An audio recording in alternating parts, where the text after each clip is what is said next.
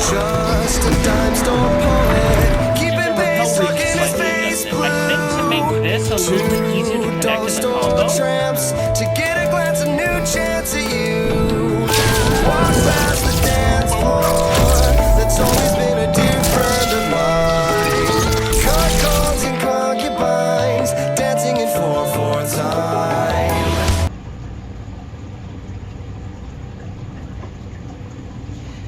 video games. That is a bit of a weird intro, but they're probably the reason why you're on this channel most of the time.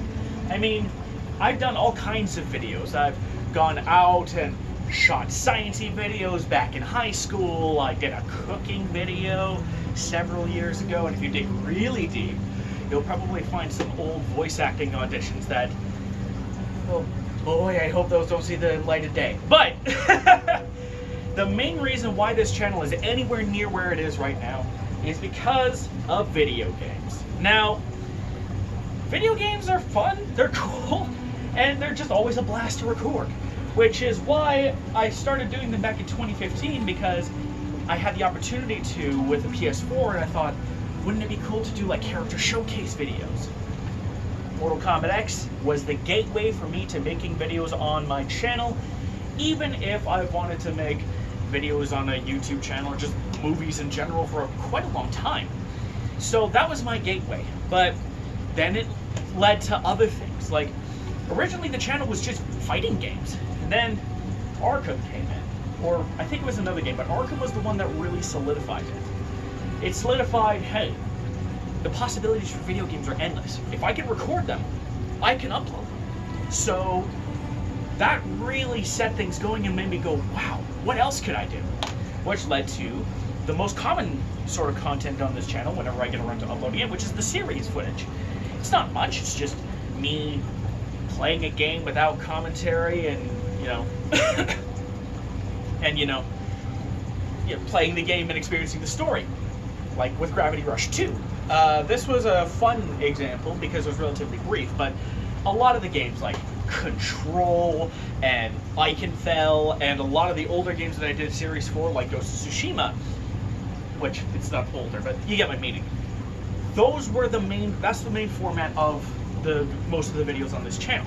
But I'm always keen on experimenting and doing new things every once in a while, like the Wraithcast, which is very quickly becoming one of my favorite things to do on the channel. However, there was a game I wanted to do a video of various formats for since 2017, almost 5 whole years. And I finally get a chance to talk about it on the channel. It's a fighting game, but it's a fighting game very much unlike most of the other fighting games that I've played, and really, most people have played.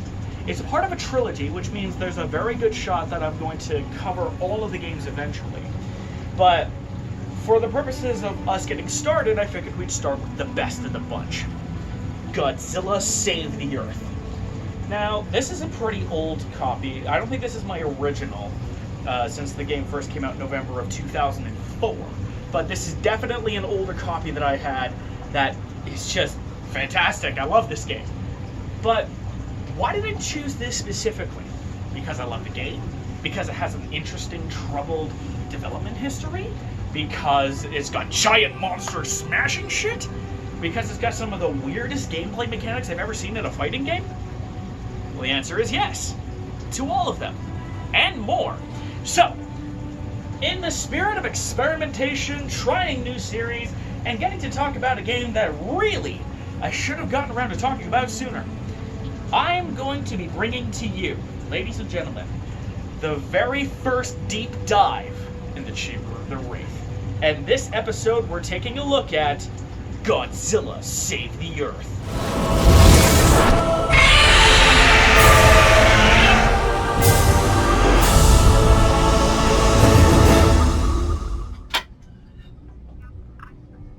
I apologize for the anti-chronological thing and the change in outfit. But since preparing this deep dive episode, we got a new computer. Great. and my live action footage that I had recorded on the old computer was corrupted. Bad. So, I basically have to re-record that. So I apologize for all of this. Not that it's really going to matter, because you're probably going to see my face for less than half of this anyway. So, Godzilla Save the Earth is a fighting game that came out in November of 2004, developed by Pipeworks Software, and developed and published by Atari.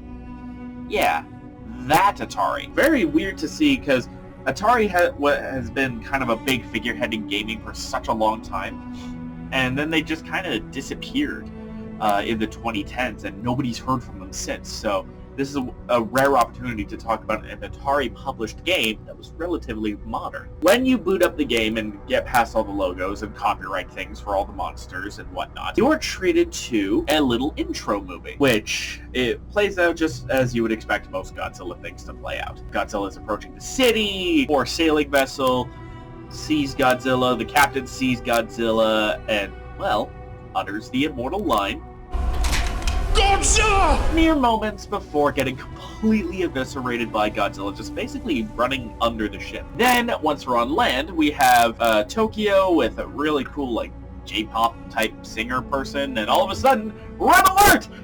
As Godzilla walks past literally less than a second after the alert pops up. Man, those guys really have to work on their timing.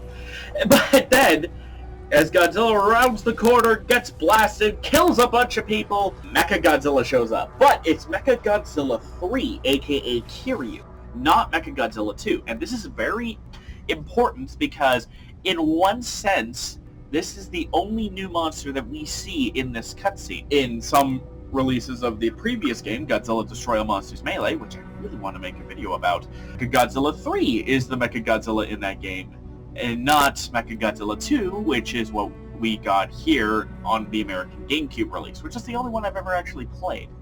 Anyways, Mechagodzilla tries to blow up Godzilla, pisses off Godzilla, we get an epic beam lock, which we'll talk more about later, and Mechagodzilla goes down.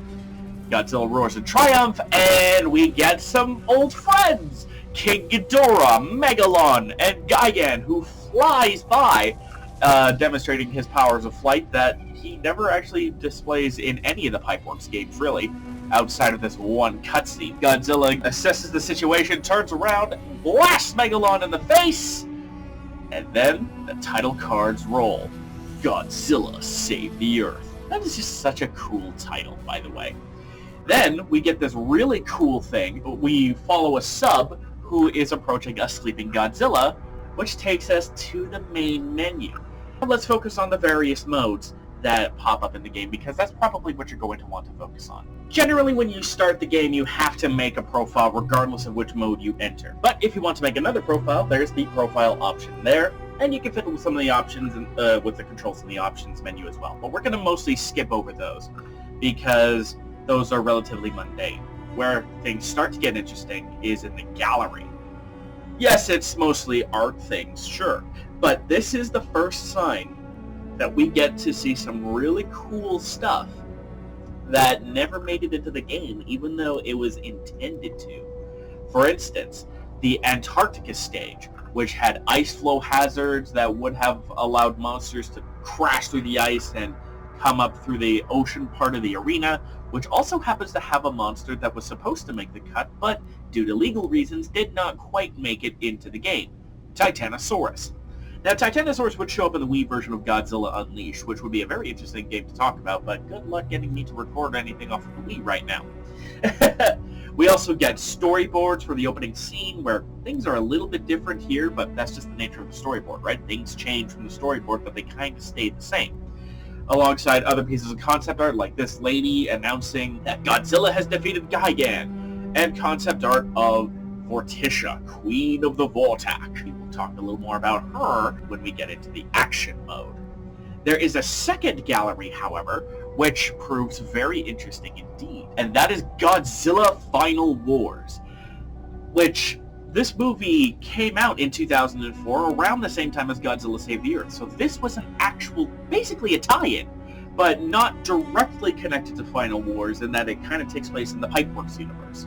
So this game had a bit of a development issue where it had to come out in 2004 to celebrate Godzilla's 50th anniversary, which you can see the very first thing right in the loading screen from earlier is Godzilla's 50th anniversary logo. These contain things like concept art, set pictures, and several monsters from the movie that did not make it into the game, like Kamacuras, Kumonga, and Monster X. As well as, interestingly enough, a design for 2004 Gigan, which leads me to believe that they were considering remodeling Gigan from his Showa design, but for one reason or another, they never did. So we got the Showa Gigan in this game instead of the Millennium Gigan from Final Wars, which is a bit weird.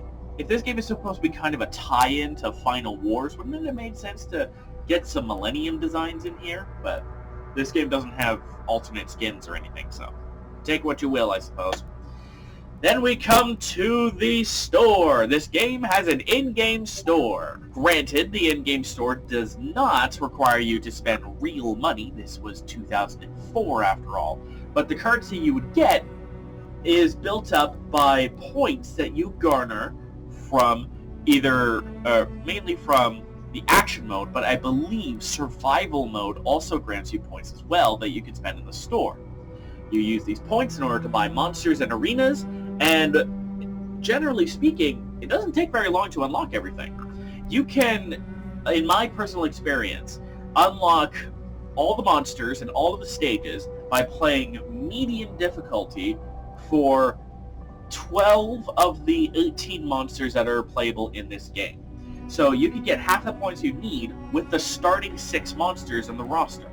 Both Godzillas, Gigan, Anguirus, Megalon, and Rodan. You get all the points that you potentially need to unlock all of the monsters, and then as you unlock the monsters, you can unlock points for getting the stages. That's what I would recommend anyway, because unfortunately, however you get the points, they don't tend to regenerate. Like if you do it through action mode, and you don't recycle points. If you do 2 medium playthroughs with the same monster and you get the same or less points on a run, you don't get to keep any of those points, to my knowledge. You only get to keep the points that are tied to your high score, which is a little bit scummy, but it just means that you have to be a little more careful with how you unlock things, generally speaking. And most of the time you're going to be spending the money on monsters in the first place anyway, because, well, you want monsters to fight with. And yes, I did say 18 monsters. This is actually quite a sizable step up from the last game, but this game has quite a small fighting game roster at 18 fighters.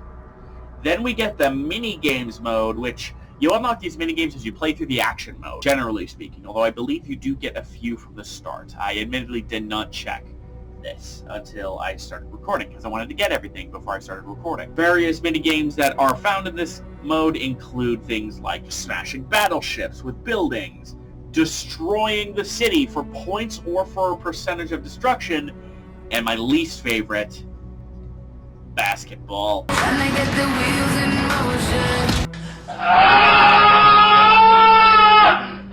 Monster Basketball is not just for really weird shoe commercials anymore. It's a mode in Godzilla Save the Earth, and I just don't like this mode because it doesn't feel like basketball. It feels more like you have to play underhanded all the time and basically cheat. Because the way that I found that is the best way to win the game is to literally pick up your competing monsters and throw them at each other to knock them down. You're basically incentivized to do this in order to get the points that you need in order to win. Because sometimes the hit connection of your picking up of the basketballs doesn't work. To be fair, it doesn't work for the CPU monsters sometimes either. But it's one of those things that's like, wow, this is supposed to be a game of basketball. We're basically cheating. Fantastic. Anyhow, once you play all of the mini-games and such, which you mostly play as Godzilla 2000 in these game modes outside of action mode, but there is one mini-game that is exclusive to Mogira, which means you have to unlock Mogira in order to get the mode. Fortunately, generally speaking, the monster roster doesn't move, so if you want just Mogira specifically, you can take a look at the roster at any time and be like, I want Mogira. bit of a weird pick, but I'll explain why later. Then there is Versus Mode, which is exactly what you would expect. You and one person pick a monster, pick an arena, day or night, and beat the crap out of each other. This is, as far as I know, the only mode that lets you play in the boxing ring arena, which is why I'm showing it off, because the boxing ring arena is fantastic. It's easily the smallest of the stages, but at the same time, it's the one that is the most combat friendly. You're not hiding behind buildings or picking up buildings or power-ups. This is the final destination of Godzilla Save the Earth, for lack of a better term. And speaking of Super Smash Brothers, there is which allows you to pick one of 4 different modes and just kind of go nuts from there. You have free-for-all and team battle, which is just beat the crap out of monsters in order to get points. And I decided to demonstrate this with the team battle because free-for-all is pretty self-explanatory, so the team battle seemed a little more interesting to show off at the time. Unfortunately, this mode I actually lost in, but I didn't lose by much, so that's fun. And then you also have Destruction and Team Destruction, which are staples of the Pipeworks Godzilla series. And it's basically what you would expect. Smash as much of the city as you can, and whichever monster gets the most amount of points wins. And the winner happened to be me. Although Destroyer got pretty close on medium difficulty. Why don't we talk about the key mode of this game? Action mode. The action mode is basically the game's arcade mode. You battle through a bunch of monsters, complete some challenges here or there, defeat the Queen of the Vortex and her giant final monster, and you win the game, basically. You use the points you get afterward to go into the in-game shop in order to purchase monsters, in order to prepare to basically unlock everything in this game. You get 3 difficulties, each of which can affect your score. Easy is the default, so any of you people who are like, easy mode shouldn't exist in video games. 2004, they considered it the default. And of course, you would also have medium and hard. And the higher up you go, the more points that you get, but obviously the harder the fights get. Jesus Murphy, some of these fights do get pretty difficult. It took me about an hour to beat the game with Godzilla 2000 on hard because of a secret fight and basically losing twice. But generally speaking, you should be able to clear out an action mode run on medium in about 45 minutes, give or take. At least with the monster of your choice. If it takes you a little longer, there's nothing wrong with that, but that's what I found to be the approximate par rating when playing this game. Once you've set your difficulty and picked your monster, and in this case Godzilla 2000, but because I want to show the secret fight, we go and we meet Morticia and her plan to collect the G-cells in order to create the ultimate monster. Greetings, pathetic Earthlings. I am Morticia, Queen of the Vortex. I must have these G-cells in order to create the ultimate monster. Fly, my pretties. Find the G-cells and bring them to me. Destroy everything in your path if that's what it takes. Now, G-cells are something that you can run into in the action mode. And because you always start on Monster Island, you'll pretty quickly figure out where all of the G-cells are. Just make a quick tour of the island, as you see me do, and eventually you'll find all of the G-cells. So, with such an emphasis on these G-cells and ultimate monsters, you'd figure that these things would be important. Unfortunately, they aren't. And I don't necessarily blame the developers for this one, as I will soon explain. But in this game, in this version of the game, the G-cells are basically just point grabber thingies.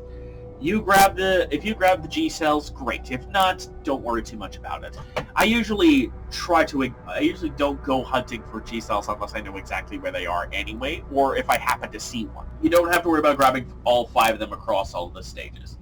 As you evidently begin fighting monsters, you'll begin running into the many various gaming mechanics.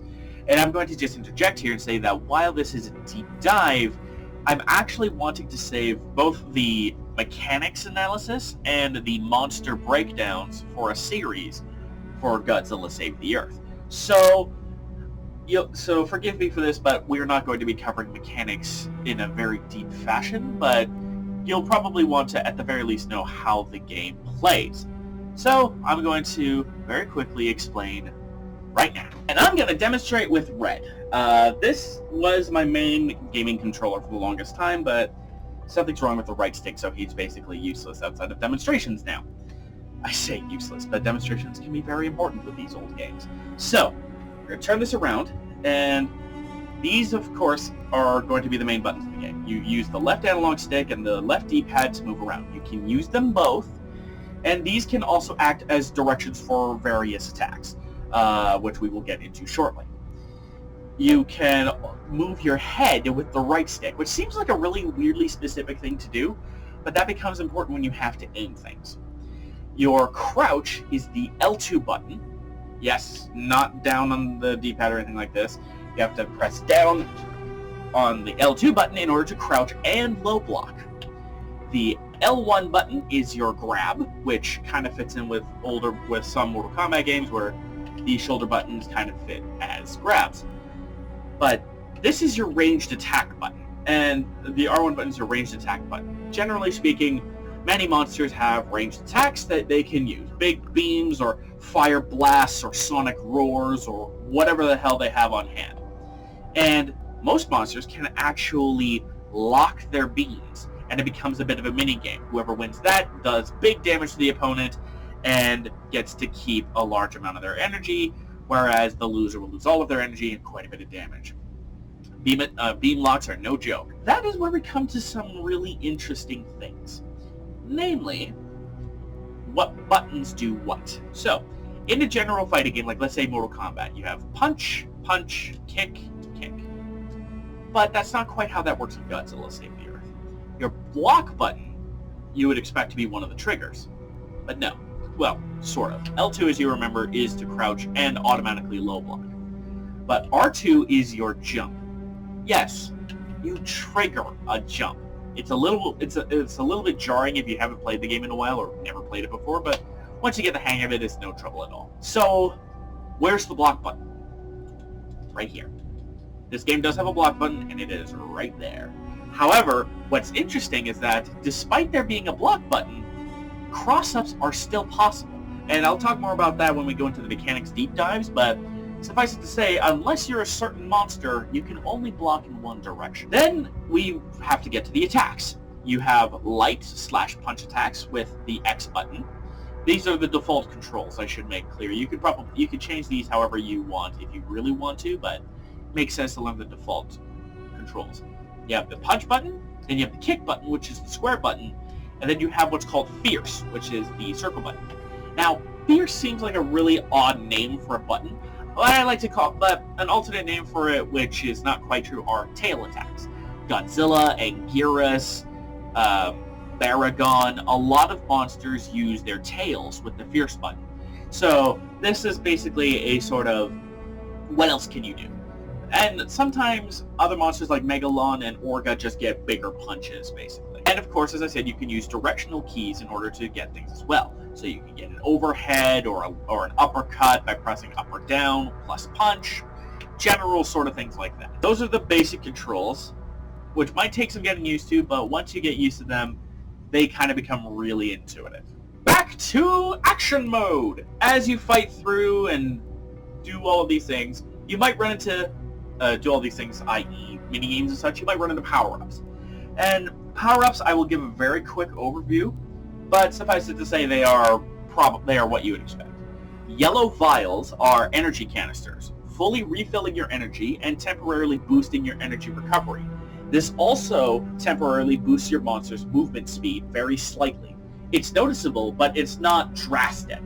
So, with particularly fast monsters like Baragon or Anguirus, you can seriously move. Then you have your general health drops. Pick these up for a small portion of health regeneration so that you can keep fighting for a little bit longer.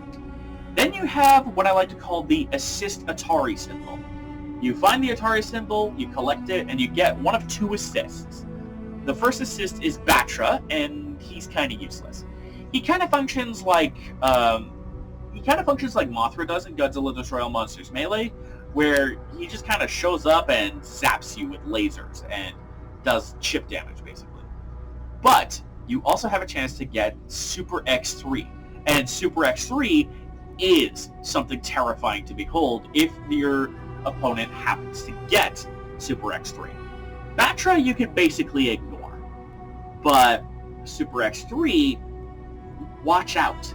Because Super X3 can stagger your monster with its twin missiles, and periodically will fire a single homing freeze missile. If this freeze missile hits you, you're frozen and left at the opponent's mercy even after you break out of the ice because you're stuck in a taunt phase. Then we have Rage. And Rage is basically is just a general power-up. You deal more damage, you have crazier knockback, you effectively get super powered with Rage. And if you press the taunt input, which is kick plus fierce at the same time for your standard taunt, that will trigger your Rage attack, which can vary from a nuclear blast to a rapid burst of your monster's range attack to other things that we'll talk about later. You also have a second taunt, by the way, by pressing kick and fierce, but this doesn't really do anything. It's a quicker taunt. It's nothing to write home about. Once you have completed the arcade mode, generally speaking, by beating Orga, then you win. You're done. But with Godzilla 2000 on hard, you get various mini-games and more opponents to fight because Godzilla 2000 is the protagonist of this game. So once you make it all the way through and beat Orga, you're not done yet. You still have a secret fight with the real final boss, Space Godzilla, who you can unlock before you even fight him. You really only have to do this if you want to get the true ending, which I did so that I can show you guys. Once you defeat Space Godzilla and hear Queen Vorticia rant about how she'll be back, or depending on what you get, sounding like she's just absolutely pissed at everything that exists. Not again! This can't be happening to me! Final cutscene plays with Space Godzilla getting sucked into a black hole in a canyon, Godzilla roaring in triumph, and the Vortac leaving. So, interesting though, you might have noticed, we fought Space Godzilla in a city. Why are we fighting him in a canyon? Now for this final cutscene. That's where we get to talk about some of the developer dark side secrets. I say dark side, but really it's just some very unfortunate circumstances that happened to this game that, while it turned out pretty good, would have made this game incredible had they had the time. As I have mentioned a couple of times in this deep dive, there has been several developer troubles through the game's history. There are multiple instances of cut monsters that have been confirmed. Titanosaurus in the concept art, and a very special case that we will get to shortly that actually technically still exists, if you've got the technical know-how to get to her. But besides the cut monsters, as you can imagine, the story mode was going to be much larger. It's been confirmed by developers at Pipeworks that there is going to be much more going on. Things like a Rodan on-rail shooter that was going to play into things where Rodan is destroying Vortac things, and that would have been a minigame you could play alongside the Mogira on-rail shooter, where you also get to fight Space Godzilla, funny enough. There's also moments where you see things like a fight climbing up Mount Fuji, and you see little examples of this with Godzilla in a stage that doesn't really seem to fit anything in the games, surrounded by other monsters and other little bits of concept art here or there. And as Godzilla's climbing up Mount Fuji with all the cells, it's a boss rush mode, basically. And then once you get to the top, that's when you fight Space Godzilla. And I personally think that that cutscene, this one, right here, where Space Godzilla is getting sucked into the black hole, is a remnant of that ambition. Because, remember, we fight him in the middle of a city, and yet we get transported into the middle of a canyon. So, what's the deal there? And my personal belief is that the fight ends up in the crater of Mount Fuji, and that is where you finally defeat Space Godzilla and win the game. Unfortunately, thanks to the development time being about 2 years and being a little ambitious and some rights troubles and things, a lot of this didn't end up happening. it's in my personal firm belief that if given a year or two, all of this could have made it in Godzilla Save the Earth, and it would have been probably the best Godzilla game that has ever been made. Hell, some people still think that Godzilla Save the Earth is the best Godzilla game ever made, and it's missing basically an entire story, and at least 2 monsters. Which brings me to that one monster, which I think perfectly exemplifies the biggest troubles that Pipeworks had making this game. Biolante. Now, for those not in the know, Biolante is a tri-species hybrid. Part rose, part Godzilla, and part human. And she only appeared in the 1989 movie Godzilla vs. Biolante. But she was being worked on for this game. And here's the kicker. Much like Baragon, who is going to be the exclusive monster for the PlayStation 2 version of Godzilla Destroy All Monsters Melee, which was basically cut at 70% completion, which, wow, that had got to sting. Biolante was going to be an Xbox exclusive monster, implying that there would have been at least one exclusive monster for the PlayStation 2 and one for the Xbox. We never got to see what the exclusive monster would be for the PS2, although I personally hypothesize it could have been Titanosaurus. But we have Biolante in Godzilla Save the Earth for the Xbox. And she is there. Through some clever hacking tricks, Godzilla Save the Earth on the Xbox can be hacked to have Biolante unlocked and playable. Granted, she is not as well polished as many of the other monsters are, but she is at the polishing stage. She was basically ready to go. So why was she not made available in at least the Xbox version of the game at all? The simple answer is, they did not review the rights properly. See, Pipeworks thought that they had the rights to Biolante and thus developed as if they did. It was only until they realized that they actually didn't have the rights to Biolante right at the QA phase that they ran into a problem. If Biolante were to be finished and completed and then sent out, it would be a legal rights violation. It would be a copyright violation. Pipeworks and Atari would get sued by Toho, and Godzilla Save the Earth would be one of those games that ends up basically getting destroyed because of copyright problems. So, they basically had to cut Biolante out of the game. But, because they didn't have a lot of time left, they couldn't completely scrub her from the game without causing serious issues. So for the Xbox version of Godzilla Save the Earth at the very least, all they did was they made her inaccessible by traditional means. They made it so that unlock conditions could not be met for her in any traditional ways, and Biolante now exists on Godzilla Save the Earth for the Xbox, but you have to finagle with the data in order to get her ready. And like I said, she's basically done, which would also mean that Biolante would have probably been a fairly unique monster in this aspect because she's freaking huge, and when she did finally return in Godzilla Unleashed, she was a very different beast than most of the other monsters in that game. And those are just a few examples that many people are aware of. People know about about Biolante being in Godzilla Save the Earth on the Xbox, and we know about the deleted and canceled modes, at least some of them, and Titanosaurus and the Antarctica stage thanks to the concept art in this game.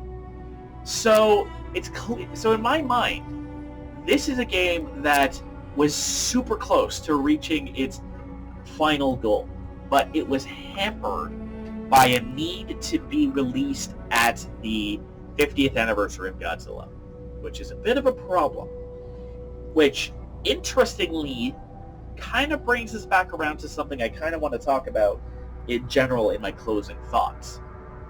This is the cost of rushing games.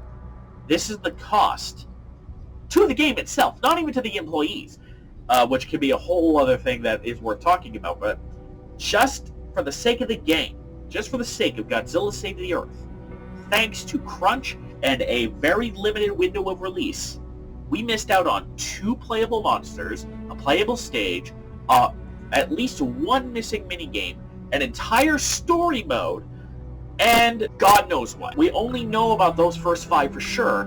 Who knows what else is missing? And that's just because they didn't have time to finish it.